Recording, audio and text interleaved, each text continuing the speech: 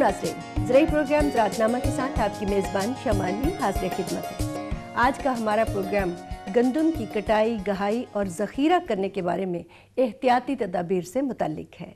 ज़राई माहिर doctor Makhdoom Hussain, director शोबा गंदम, अयूब ज़राई तहकीकाती इदारा फैसलाबाद हमारे साथ स्टूडियो में मौजूद हैं। हम इन्हें अपने प्रोग्राम में खुशामदीद कहते हैं और आइए नाज़रीन, गुफ्तगू का सिलसिला शुरू करते हैं। डॉक्टर साहब, गंदम की कटाई के दौरान काश्तकार कौन सी एहतियाती तदाबीर इख्तियार करें जिनसे गंदम के ज़िया को रोका जा सके? काश्तकार के लिए गंदम की कटाई या इसकी संभाल सबसे अहम और सबसे नाजुक मरहला है। इस दौरान अगर थोड़ी सी बदएहतियाती हो जाए तो बहुत ज़्यादा गंदम का नुकसान हो सकता है। सबसे पहले तो मैं गुजारिश करना चाहता हूँ कि गंदम की कटाई से पहले काश्तकार को उसके लिए जो जो चीज़ें दरकार हैं उसका बंदोबस्त करे। मिसाल के तौर पर अगर उसने रीपर से उसकी कटाई करवानी है तो रीपर को तैयार करे, कंबाइन से करवानी है तो कंबाइन को तैयार करे, और लेबर से करवानी है तो लेबर का बंदोबस्त करे, और उसके साथ साथ तरपाल वगैरह का, बोरियों का, ये सारी चीज़ों का उसको वक्त से पहले इंतज़ाम कर लेना चाहिए। और गंदम की कटाई उस वक्त शुरू करनी चाहिए जब गंदम की फसल मुकम्मल तौर पर पक कर तैयार हो जाए। और ये बात भी ज़हनशीन रखनी चाहिए कि आजकल मौसमी हालात काफ़ी अजीब से हो गए हैं। अचानक बारिश आ जाती है, आंधी आ जाती है, तो महकमा मौसमियात की पेशेन गोइयों को भी मद्देनज़र रखना चाहिए। जब हमें पता चल जाए कि हमारी फसल कटाई के लिए मुकम्मल तौर पर तैयार है तो हम ये देखें कि मौसम कैसा है। अगर मौसम ठीक है तो उसमें हम अपनी कटाई को शुरू कर लें। ये बात भी ज़हनशीन करनी चाहिए कि अगर दौरान कटाई बारिश हो जाती है तो फिर हमें अपनी कटाई को फौरी तौर पर बंद कर देना चाहिए, और उसके बाद उस वक्त का इंतज़ार करना चाहिए कि जब बारिश थम जाए, और बारिश थमने के बाद फिर हमारी जो है ना वो फसल दोबारा खुश्क हो जाए और दोबारा कटाई करनी चाहिए। कटाई करने के बाद हमें उनको छोटी छोटी बरियों में बांध देना चाहिए, और ये ख्याल भी रखना चाहिए कि बरियों में सिट्टों की समत एक तरफ को होनी चाहिए और उसकी खलियान छोटी रखें, क्योंकि अगर बड़ी खलियान होगी, खुदा ना करे बारिश फिर हो जाए तो वो दोबारा खुश्क होना ज़्यादा देर का मरहला होगा, ज़्यादा टाइम लगेगा, और अगर ज़्यादा भीग जाएगी तो हमारी गंदम ख़राब भी हो सकती है।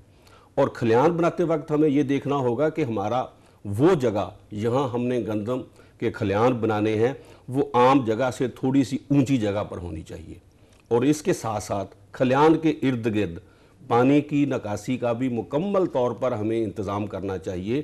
खुदा ना करे बारिश हो जाती है तो उसके इर्द गिर्द को पानी चारों तरफ को निकल जाए, उसके लिए हमें कोई खाली वगैरह या क्यारी वगैरह बना के और उसका आउटलेट जो है ना वो बाहर को निकालना चाहिए, ताकि किसी किस्म की बारिश की वजह से हमारी गंदम का ज़िया ना हो। डॉक्टर साहब, गंदम की गहाई के दौरान काश्तकार किन ज़रूरी अवामिल पर तवज्जो दें जिनसे गंदम की गहाई एहसन तरीके से हो सके? देखें जी, गंदम की कटाई करते वक्त सबसे पहले तो आज के इस मशीनी दौर पर हमें चाहिए कि कंबाइन के साथ ये मरला तय करें, क्योंकि अगर लेबर के साथ हम करते हैं तो ये इस पे टाइम लगेगा।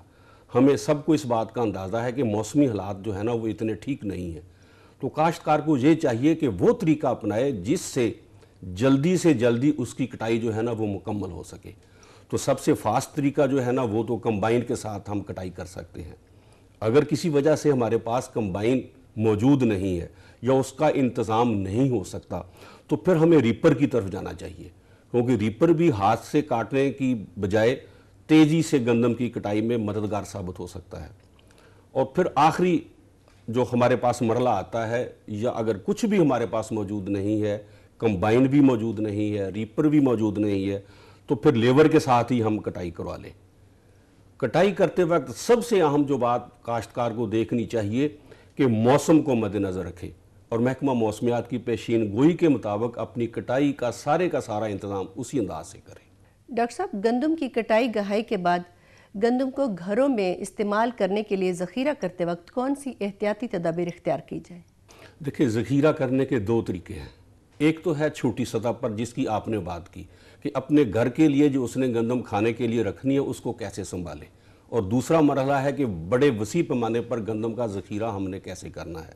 تو چھوٹا ذخیرہ کرنے کے لیے سب سے اہم چیز تو یہ ہے کہ ہماری جو گندم کی فصل ہے نا، وہ ذخیرہ کرنے سے پہلے ہم دیکھیں کہ اس میں نمی کی مقدار کتنی ہے۔ 10% سے زیادہ ہمارے گندم کے دانوں میں نمی کی مقدار، اس سے زیادہ نمی کی مقدار نہیں ہونی چاہیے۔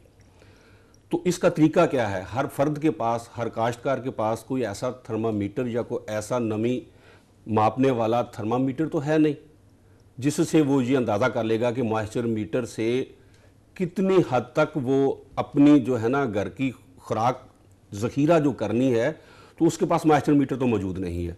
تو وہ یہی کرے گا کہ ایک آسان سا طریقہ ہے کہ دانہ اٹھائے اور دانتوں کے نیچے اس کو دبائے۔ اگر تو وہ کڑک کی آواز سے ٹوٹ جاتا ہے تو اس کا مطلب ہے کہ نمی اس میں 10% تک ہی ہے، اس سے زیادہ نہیں ہے۔ اگر اس سے نمی زیادہ ہو تو اس کو دھوپ لگا دینی چاہیے، 1 لگا لے، 2 لگا لے، 3 دن کی دھوپ لگا لے۔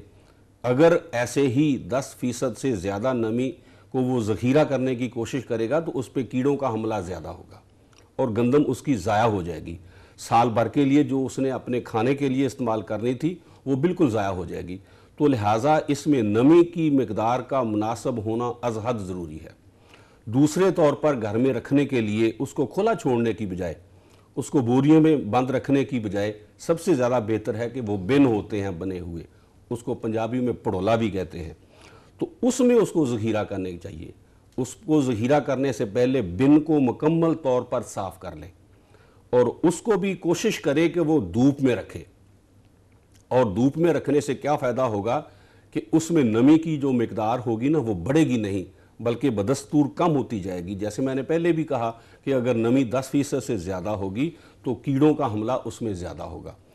تو اس کو روکنے کے لیے ایک تو جو میں نے طریقہ عرض کیا کہ اس کو دھوپ لگا لے اور پھر دھوپ میں ہی رکھے اس بن کو، تو نمی بڑھے گی نہیں۔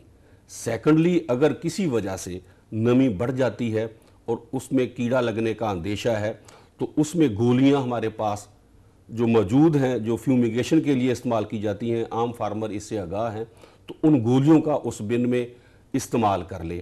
ویسے تو 30 سے 35 گولیاں فی 1000 مکعب فٹ کے لیے استعمال کی جاتی ہیں، تو وہ اپنا جو اس کے پاس برتن یا اس کے بن جو موجود ہے تو اس کو اس کیلکولیشن کے حساب سے اس میں گولیاں رکھ لے اور مکمل طور پر پھر اس کو سیل کر دے تاکہ اس میں جو گیس نکلتی ہے وہ زائل نہ ہو۔ تو یہ اگر مرحلہ وہ سال میں 2 دفعہ کر لے اپنی سنبھالی ہوئی گندم کے ساتھ فیومیگیشن کا، تو پھر اس کی جو گندم ہے نا گھر کے استعمال کے لیے سال بھر کے لیے محفوظ ہو جائے گی۔ ناظرین، پروگرام کا سلسلہ ابھی جاری ہے، یہاں لیں گے ہم ایک چھوٹی سی بریک۔ ہمارے ساتھ رہیے گا، ملتے ہیں بریک کے بعد۔